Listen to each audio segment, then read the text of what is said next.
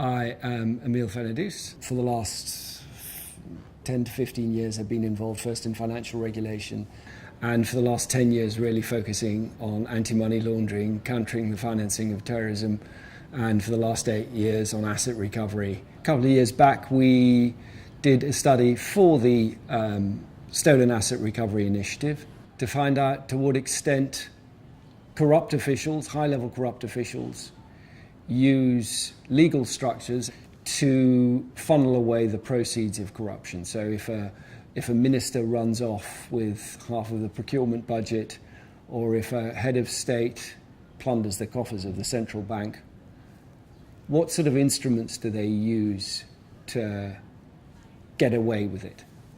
Under international standards, the beneficial owner is defined as the natural person, so a person of flesh and blood, not a legal entity, who owns or controls a legal person or a legal arrangement, and through that ultimately owns and controls the asset that you're interested in, the proceeds of corruption.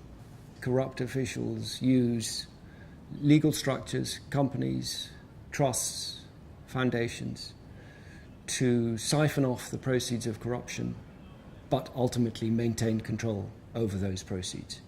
Those entities, structures, function as a screen to hide them from view.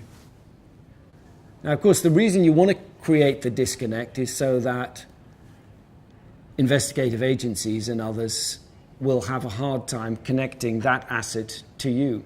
A kingpin, that's who we mean by the puppet master, the guy who pulls the strings behind the scenes, but who you cannot see, who the outside world cannot see, but he makes certain entities, in this case, dance to his tune by pulling the strings. So you can't legally define it as saying he's the majority shareholder, he's the director of a company, those are sort of shortcuts that don't work, because then you want to say, well, is it anything to do with a certain position, or is it anything to do with a certain percentage ownership?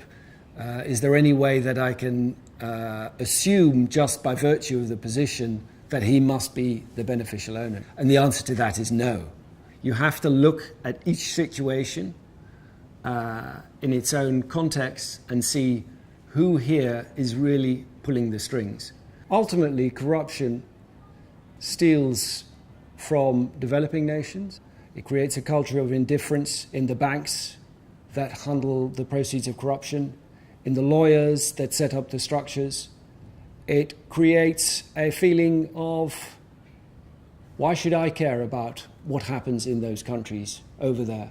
What is it to me?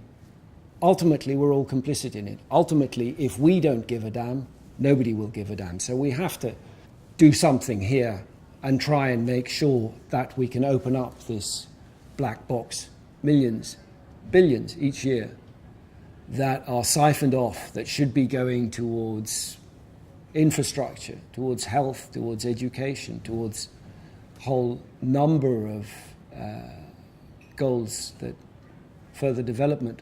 Corruption just, in that sense, is a direct theft from one's own population. So everyone who cares about development and about making sure that countries in the developing world can share in their prosperity should try and contribute their bit towards solving this. What you want to do is bring transparency into the relationship between asset and beneficial owner.